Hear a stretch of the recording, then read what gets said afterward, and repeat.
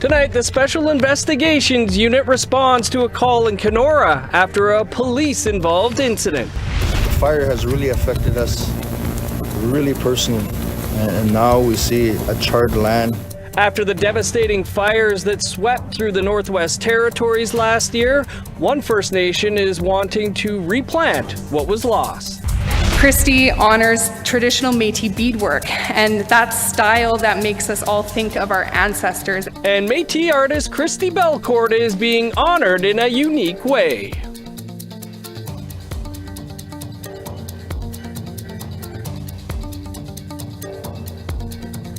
Good evening, I'm Dennis Ward. Welcome to APTN National News. Ontario's Special Investigations Unit is investigating an incident today at Anishnabe Park in Kenora, Ontario.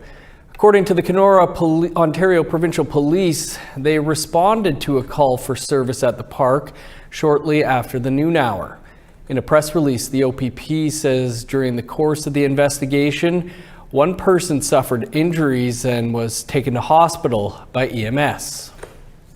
Video posted on social media shows a man standing in front of the burning building. He appears to be holding knives in each hand. More than a half dozen OPP officers, including one aiming a gun, are visible. The OPP says it notified the province's SIU, which has invoked its mandate. As a result, the OPP will not be providing any further information. The Special Investigations Unit did not respond to a request for information and has not yet posted a release on the incident. A post on the City of Kenora's website says there was a significant fire at the store located at Anishnabe Park. The OPP are expected to be on scene for the next 24 to 48 hours. Sadly, that incident comes just days after an event at the park on National Indigenous Peoples Day to commemorate a monumental anniversary. 50 years ago, First Nations youth occupied Anishnabe Park, demanding housing, employment opportunities, and the return of the park lands to their original stewards. APTN Sierra Bettens brings you that story. In the summer of 1974, dozens of First Nations youth, led by the Ojibwe Warrior Society, headed by Louis Cameron, launched an armed occupation of Anishnabe Park. At 20 years old, Sally Skeed was one of them. It was a hard time for our people at the time. There was a lot of violence towards our people at the time, and a lot of the young people were tired of it.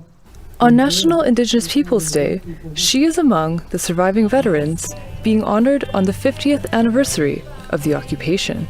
That summer, on the lands now known as Kenora, Ontario, the occupiers voiced their demands: better housing, employment opportunities, and an overhaul of the Department of Indian Affairs, to name a few. They were also calling for the return of the Anishnabe Park lands they claimed were illegally bought and sold by the city in 1959. And this Anishnabe Park, that used to be our land. They used to have an Indian house here, and all the Anishinaabe people would come here in the summertime, and they would have ceremonies, healing ceremonies. Eddie Mandaman was 10 years old, attending a nearby residential school during the occupation.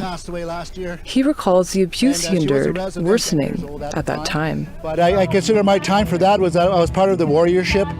Although we weren't part of the occupation here, but we were still held prisoners in the residential school, and because of the park here, they made our lives miserable for the summer. The occupation brought issues faced by First Nations in Treaty 3 to center stage. One of them was the mercury contamination of Grassy Narrows First Nation.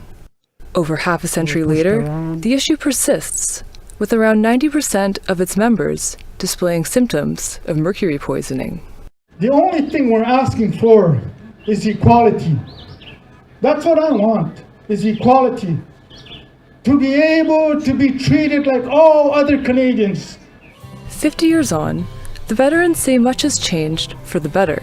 If you really look at Kenora, we actually came a long ways. Over the last 50 years, we took care of some of the houses. We got a lot of First Nations living in Kenora. We have a lot of Treaty 3 police officers that are now homeowners in Kenora.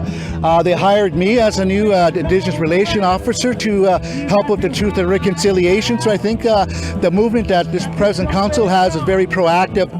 In his lifetime, Mandamin hopes he'll witness the return of the park lands to their original stewards, the Anishnabe of Treaty 3. One of my things is to actually do the land back, because this was the actual first land back initiative in North America in 1974, the very first one. And this should be celebrated with that historical content of that land back happened here. Sierra Bettens, APTN National News, Winnipeg. Quick update now on an election at the Southern Chiefs Organization, a group that represents 33 First Nations in southern Manitoba. The organization's election was held earlier today. The SCO has re-elected Jerry Daniels as Grand Chief. Daniels defeated the only other candidate in the race, Kyra Wilson, with 21 votes to 13 votes. Just chiefs or proxies are allowed to vote in the SCO elections. Daniels and Wilson are both from the Long Plain First Nation near Portage la Prairie. Wilson briefly held the position of Chief of Long Plain First Nation. Alberta MLA Jody Calahoo Stonehouse is going to have to wait to become the leader of the Alberta NDP. The party picked a new leader on Saturday. Former three-time Calgary Mayor Naheed Nenshi took 86% of the leadership votes on Saturday in Calgary in a landslide victory. Cree and Mohawk leadership candidate Jody Calahoo Stonehouse from Michael First Nation in Alberta finished fourth with 1.7% of the votes. The first-term MLA told APTN that it's back to work as an MLA and that she will consider running for leadership again in the future. After historic wildfires in previous years, a First Nation in the Northwest Territories is embarking on an ambitious reforestation project. Our reporter Charlotte Moore Jacobs takes us to the field to find out more. Clicho Nation is helping heal the land, one tree at a time. It's the biggest ever reforestation project in the Northwest Territories, with 1 million trees to be planted on Clicho land over the next 3 years, starting this summer. To kick things off, prayers, blessings, and friendship trees are planted in Edzo to welcome biologists and funders of the project. Bechacon's Chief Clifford Daniels says the work will be guided by traditional knowledge and supported by Western science. The fire has really affected us really personally, and now we see a charred land. It's all black, and so it is a good project.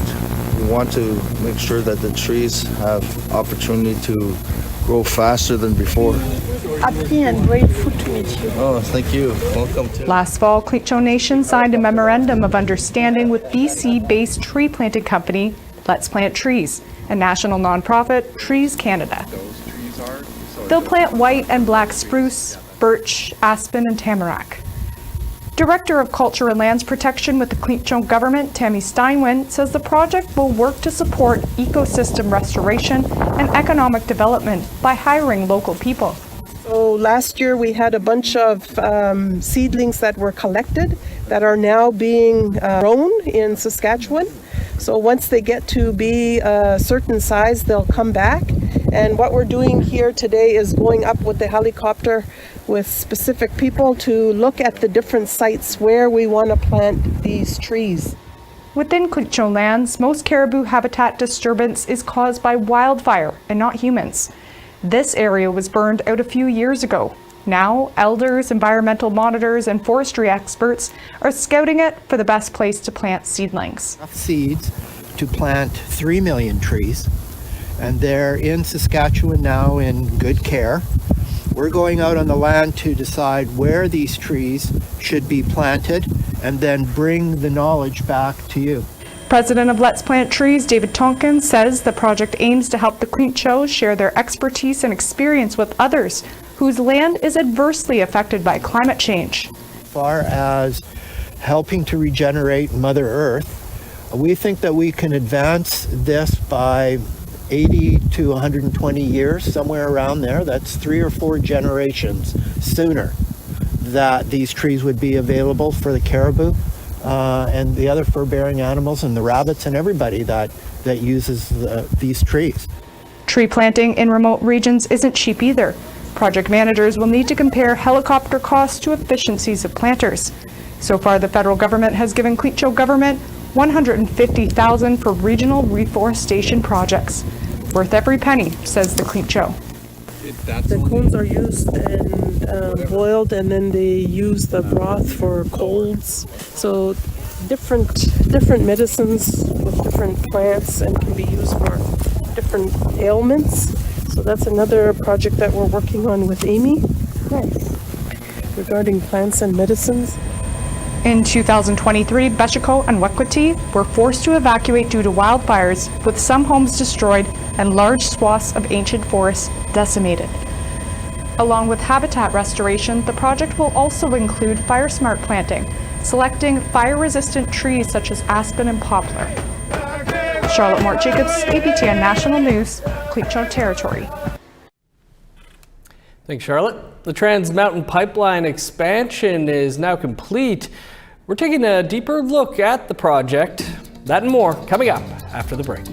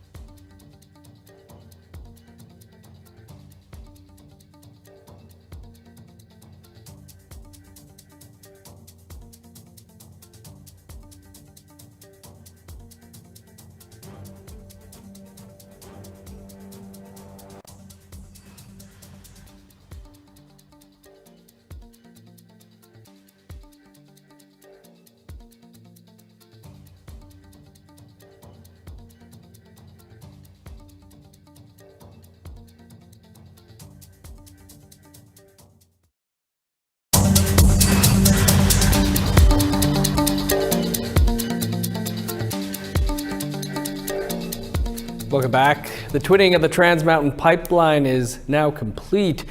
which will now transport close to 1 million barrels of bitumen from the tar sands in Alberta to Burnaby, BC, and then loaded onto super tankers destined for Asian markets. APTN's Tina House takes a closer look at the project and those that say it's just a matter of time before a major accident happens. Since the twinning of the Trans Mountain Pipeline was first announced, controversy has followed from large-scale protests and rallies with thousands of people. Justin Trudeau promised. He promised a new relationship with my people. He promised that this project could not move forward unless it was done through a vigorous and thorough review, which he broke. He is a liar. He is a liar. He is a liar. This is what democracy looks like. Others went to extreme measures, like some land defenders chaining themselves to work vehicles, to some high-profile arrests of Grand Chief Stuart Phillip and Tsleil-Waututh Elder Ta'a. I'd sooner die than have Kinder Morgan come in here with their poison. I've walked the tar sands. I've seen the sickness. All of the families there, they got someone who is dying of cancer. They got ear infection, eye infection, stomach infection. Little kids running around with great big running sores on them. That'll be us. Dozens of others that were arrested served jail time and received heavy fines, like Tsleil-Waututh Nation member Will George, who not only led the watch house that was built on the pipeline route on Burnaby Mountain, but he also suspended himself off the Second Narrows Bridge for 24 hours. He says it's not a matter of if, but when there is a spill, as history has shown us. Bitumen it sinks to the bottom. You cannot recover it. So there's lots of facades. You look and there's spill response vessels all along the coast. That's a facade. People think, okay, look at they have these vessels, they have a plan, but it's a facade, it's a lie, and it's sinister because you cannot clean this up. It will sink to the bottom, and that's the threat that poses to our sailors' seas. Numerous court cases ensued from First Nations and environmental groups, saying the project was too risky for the environment. The court struck down all those cases, clearing a path to move forward for the company. However, rallies have continued. The first Trans Mountain Pipeline was built in 1953 and was considered a monumental engineering feat at the time, traversing over mountains, rivers, creeks, and rough terrain. In June of 2019, the federal government approved the twinning of the pipeline, however, at some points, taking a different route because of modern-day construction, hydro, and roadways. 12 new pump stations were added along the route. 19 more tanks were added to the storage terminals in Edmonton, Sumas, and Burnaby. 3 new berths were built at the Westridge Marine Terminal, increasing the number of tankers in the Broad Inlet to 34 a month. However, what was first estimated to only cost $5 billion has now ballooned to $34 billion, paid by Canadian taxpayers, after the federal government purchased the pipeline in August of 2018. West Coast environmental law lawyer Eugene Kung says it's already a financial loss for Canadians. So the fees that the pipeline company charges its oil company customers simply don't allow for them to cover even close to the $34 billion price tag. Trans Mountain is currently in front of the Canadian Energy Regulator asking for approval of interim tolls. And the tolls that they've asked for, based on a previously approved tolling methodology, will only recover less than half of the $34 billion project cost. Despite the federal government owning the pipeline, Kinder Morgan is responsible for building the pipeline.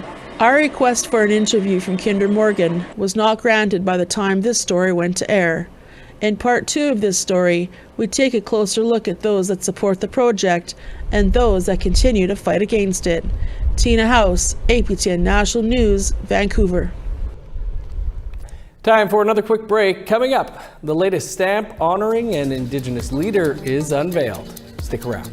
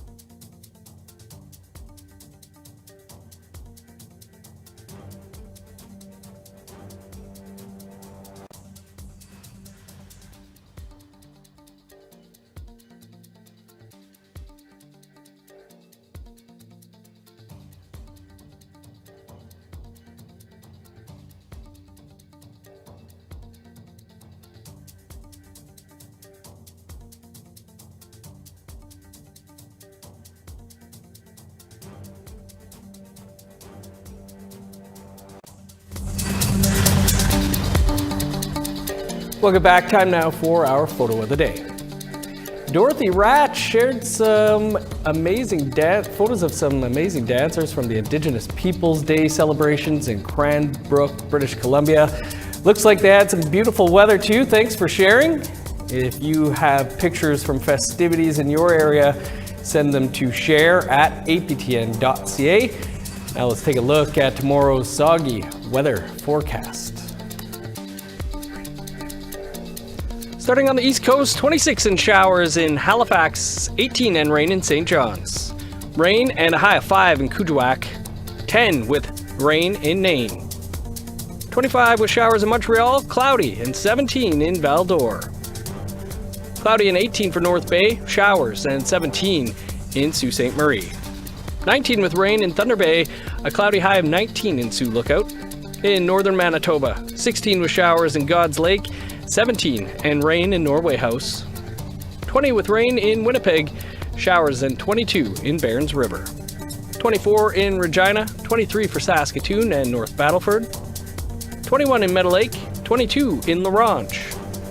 In northern Alberta, 25 in High Level and Fort Chipewyan. Cloudy and 23 in Edmonton, showers, and 29 in Lethbridge.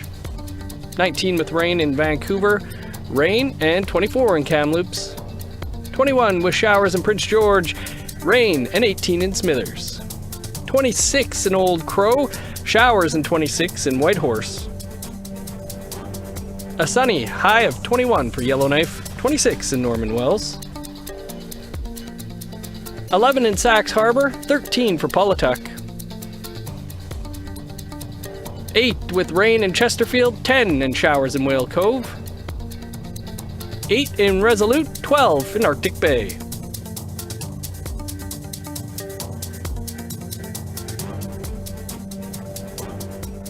Renowned Métis visual artist Christy Belcourt is the latest person to be featured in Canada Post's Indigenous Leaders series.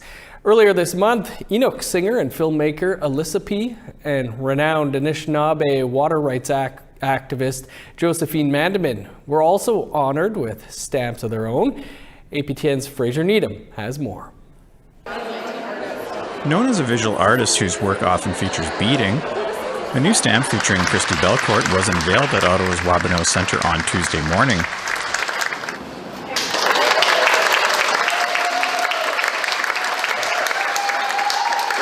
Obviously, it's a great honor, to have my work recognized, but at the same time, she says it is about recognizing the Métis artistic community as a whole.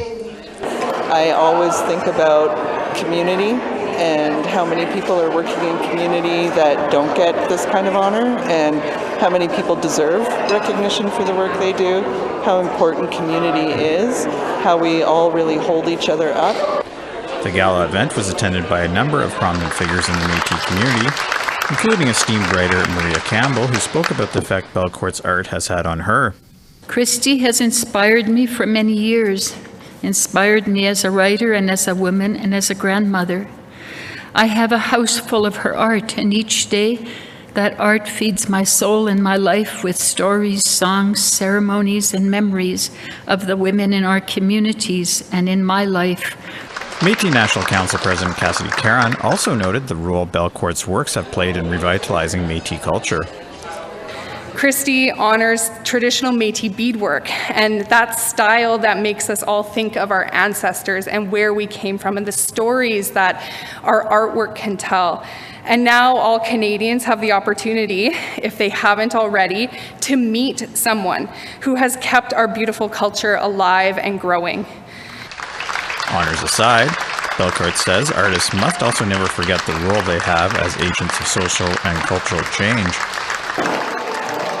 I think artists have a unique way of looking at the world. We have a responsibility and a way of speaking to truth that we have to have courage in our art, and so therefore we can't hold back when we need to say things. Fraser Needham, APTN National News, Ottawa. Well, while the Edmonton Oilers are licking their wounds from last night's Stanley Cup loss, the Florida Panthers and defensemen from Six Nations territory in Ontario finally got to realize his dream. The Florida Panthers have won the Stanley Cup! After the Panthers lost the cup to Vegas Golden Knights last year, Brandon Montour, who is Mohawk, was able to hoist the cup for the first time in his career on Monday night. The Panthers managed to shut down the high-scoring Edmonton Oilers, who had won 3 in a row to force a Game 7 and hang on for a 2-1 victory in front of their hometown fans. Montour says he'll be bringing the Stanley Cup home to Six Nations this summer. What a series it was. Congrats to the Florida Panthers. Update now on our lead story tonight. The Ontario Special Investigations Unit now confirming that it is investigating after an OPP officer fatally shot a man today at Anishnabe Park in Kenora. That is all the time we have for your APTN National News for this Tuesday. For much more, you can visit our website, aptnnews.ca. Thanks for tuning in tonight. I will see you back here tomorrow at 1 p.m. Eastern Time for your first look at the news. Have a great night.